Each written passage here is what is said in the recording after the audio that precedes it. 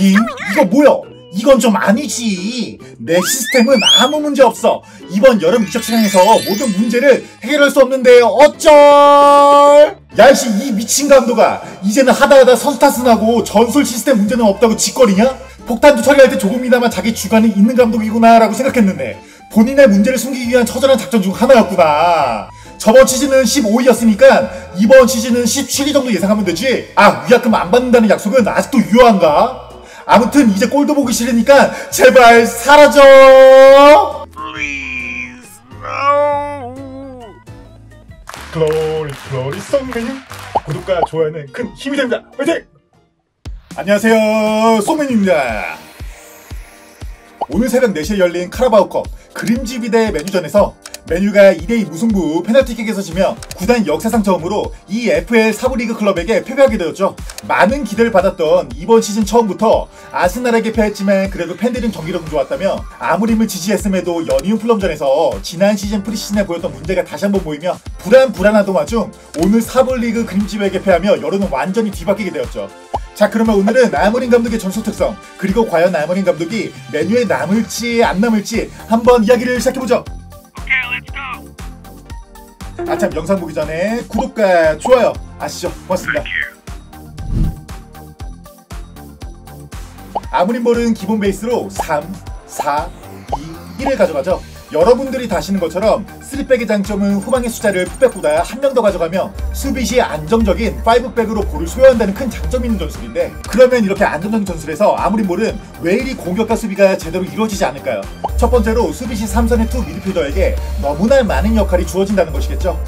아까 말했던 대로 아무림볼은 수비 시 후방의 윙백과 센터백 라인을 짙게 내려 5백을 형성하게 되죠. 이때 수비진의 바로 위에 있는 투 미들에서 문제가 발생하게 되는데요. 본래 3백을 잘 사용하는 전술을 보면 이러한 상황에서 윙백과 2선 그리고 3백의 스위퍼가 중앙 싸움에 참여해 숫자 우위를 점하고 안정적인 상대 경합을 통해 볼을 탈취하는 경우가 대부분인데, 아무림볼은 이상하게도 스위퍼가 적극적으로 올라오지 않고 윙백은 무지성으로 오버래핑하게 바꾸고 2선의 선수는 내려오기 굉장히 벅찬 모습을 보이고 있죠. 이에 따라 상대팀은 자연스럽게 투 미들과 싸움에 앞서 미드필더 숫자를 더하면 3대2 또는 4대2의 상황으로 쉽게 중앙을 차지하고 경기를 이끌어 나갈 수 있게 되는데, 이게 단순히 선수를 영입한다고 해서 해결될 문제가 아닌 게, 주위의 동료들이 확실한 허리 싸움을 도와주지 못한다면 어느 선수가 와도 확실히 해결이 되지 않을 문제라고 보고요.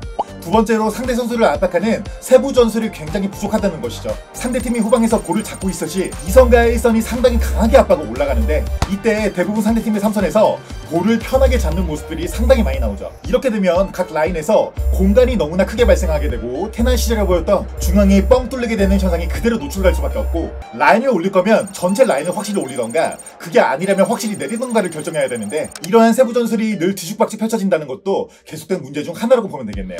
그리고 가장 큰 문제는 4선과 3선에서 선수를 끌어당겨 2선의 볼을 다이렉트로 보내는 전술을 버리지 못한다는 건데, 아스날과 같은 강팀이 라인을 끌어당기는 전술과 맞붙을 때는 후방의 공간이 자유로우니 이러한 전술이 손쉽게 먹힐 수 있지만, 이를 간파하고 라인을 내리는 전술을 사용하는 팀에는 상당히 쥐약이라는 거죠. 라인을 내린 팀에게 무지성으로 다이렉트 볼을 보내봤자 은베무, 쿠니아 같은 신장이 작은 선수들이 강하게 붙어있는 상대팀과 공중 경합을 하는 모습밖에 볼 수 없고, 우연찮게 세컨볼이 잘 떨어져서 볼을 운반하려 한다 한들 이 또한 많은 수비수와 숫자 싸움에 지게 되어 결국 볼을 헌납하게 되거나 아니면 운이 좋아서 골을 넣거나 둘 중 하나인데, 이어 발생하는 아무림볼의 문제는 이러한 상대팀의 전술 카운터가 나오면 그 다음 스텝이 전혀 없다는 거겠죠.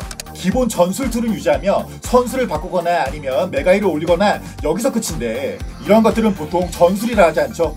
사실 기도 메타를 방지한 로또 축구라 할 수 있겠네요.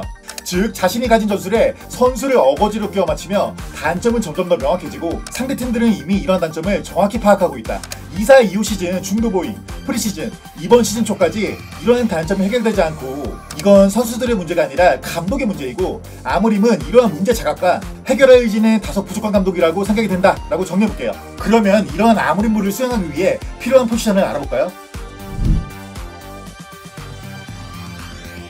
현재 1선과 2선은 15위를 한 구단 치고는 어찌됐건 수뇌부가 상당히 과감한 투자를 했음을 알 수 있죠.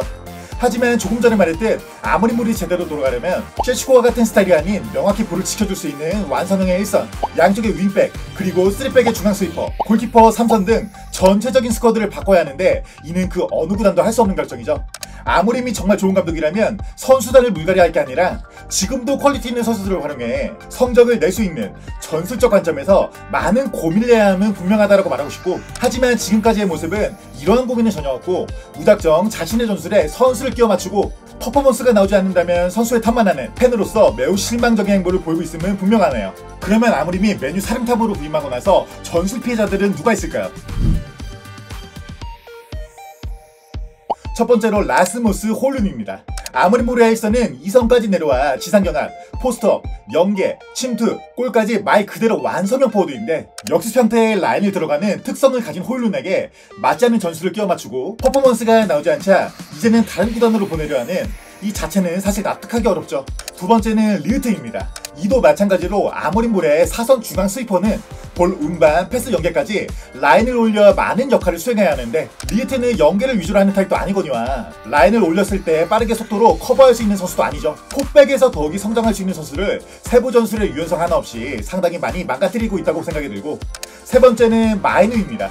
데뷔 시즌부터 잉글랜드 국가대표로 데뷔하여 각광을 받던 우리의 축구 신동 마이누, 중앙에서 타락박과 볼 운반에 강점이 있는 선수에게 브루노와 경쟁 상대라는 말로 인터뷰를 하며 롱 레인지 패스, 3백 보호 등 맞지 않는 역할을 계속해서 부여함에 따라 역시나 현재 리그에서 아모림에게 외면받았고 이적설이 나오고 있죠. 네 번째는 우리의 주장 브루노예요. 3선보다 조금 위, 최적의 포지션은 2선의 중앙에서 엄청난 퍼포먼스와 스탯을 뽑는 선수를 어영부영 어떻게든 출전시키겠다며 3선에서 전천으로 2선까지 왔다 갔다 말 그대로 박스 투 박스 역할을 맡기고 있는데, 브루노는 3선에서 트랍박이 잘 되거나 짧은 패스로 볼을 이쁘게 연계하는 특성은 더더욱 아니죠.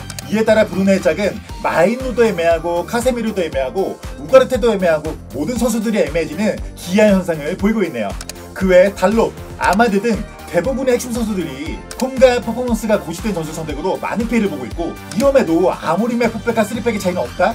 애초에 저는 이해하기 힘들고요. 3미들, 2미들, 윙백과 풀백의 차이를 조금이라도 생각한다면 이 전술적 선택이 맨유라는 구단에 굉장한 부정적 결과를 많이 가져왔음을 부정할 수 없겠네요. 즉 아모림은 본인의 전술에 선수를 어거지로 끼워 맞추는 행동을 상당히 많이 보이고 있고, 이에 비싼 돈을 주고 데려온 선수들이 상당한 피해를 받고 있다. 팬들에게 욕을 먹거나 언론의 질타를 받는다거나 결국 구단을 떠나기까지. 아모림은 선수 탓을 하지 않는 것처럼 보이지만 구단 내에서 그 누구보다 선수를 방패 삼아 본인의 전술에 문제가 없다고 숨기는데 바빠 보인다 라고 정리해볼게요. 그럼 아모림의 맨유에서의 불명예 기록을 한번 볼까요? 45경기 66실점, 구단 역사상 EFL 사부리그 패배, 2경기 연속 승리 없음, 가장 빠른 15패 기록한 감독, 리그 29경기 28실점, 구단 역사상 최악의 성적 15위, 맨유 역대 감독 중 최악의 승률 24.1%, 프리미어리그 역사상 맨유 최저 승점 42점. 아우 그냥 여기까지 할게요. 아스날전이 끝나고 아모림이 했던 얘기가 있죠. 우리가 강해진 걸 보셨을 겁니다. 우리는 그 어느 팀도 이길 자신감이 있습니다. 패배를 한 구단치고는 다소 이해가 되지 않는 인터뷰가 했는데, 풀럼전이 끝나고 스탠스는 다시 한번 바뀌게 되었죠. 우리가 유럽 대전에 나가려면 시간이 더 필요합니다 라고요. 그러면 우리는 대체 어떤 시간을 그동안 보낸 건가요? 24-25 시즌을 프리시즌을 못 보냈다 해서 15위로 꼬라박는 기간 동안 유럽 대항전과 순위를 끌어올린 시간은 전혀 준비하지 않았던 건가요? 프리시즌을 겪지 못해서라는 초반의 변명 또한 이번 프리시즌을 겪고 나서 전술적 문제들이 계속 나오는데 대체 뭘 한 걸까요? 아모림이 말했던 인터뷰들을 짚어보면 우리 메뉴가 강등권에 허덕이는 상태에서 소방수로 들어온 것처럼 착각을 불러일으키는데 오히려 그 반대였죠. 저희는 아모림이 들어오기 전 4위와 고작 승점 4점 차이였어요. 4점. 아무리 중도 부임이라도 우선 실리를 추구하고 현재 선수단으로 승점을 따내는 데 집중했다면 보다 좋은 결과를 안고 시즌을 마무리할 수도 있었겠죠. 많은 분들이 또 이런 이야기를 하는 것 같아요. 이제 시즌 2경기 치른 거 아니냐, 너무 섣부른 거 아니냐 라고요. 아니요, 저희 메뉴 팬들은 허기경 그리고 리그 2위까지 했던 무리뉴 감독 이후 정말 많은 시간을 기다려왔죠. 그런 팬들이 24-25 시즌 리그 15위라는 성적과 유로파 리그 결성 패배라는 아픔을 그래도 감싸 안아주며 아모림 감독을 지지하고 보였던 문제들이 프리시즌에는 해결이 되겠지라고 했는데, 정작 가보니 변명밖에 안 되는 상황에서 이게 어떻게 섣부른 건지 이해가 되질 않네요. 이 정도면 충분히 기다린 것 같습니다. 충분히 기다린 것 같고요. 수뇌부는 보다 빠른 결정을 했으면 좋겠네요. 정말 그래도 지지를 할 거면 목숨을 걸고 지지를 하던가, 아니면 빠른 교체가 필요하면 빠른 교체를 해서 반등을 하던가. 정말 지금 상황에서 단 한 가지 저는 바라는 게 있어요. 아모림과 수뇌부는 이제 더 이상 선수단 탓은 그만하세요. 우리 팀의 선수들은 리그 15위를 하거나 4부 리그에 패배할 선수들은 아니에요. 문제와 변명을 그들에게만 삼지 말고 수뇌부의 여러 결정과 감독의 전술 능력을 한번 뒤돌아보세요. 그럼 여러분들의 생각 어떠신가요? 의견편에 남겨주세요. 아참 재밌게 보셨다면 구독과 좋아요 아시죠? 글로리 메뉴 파이팅! 글로리 글로리 송 구독과 좋아요는 큰 힘이 됩니다. 화이팅!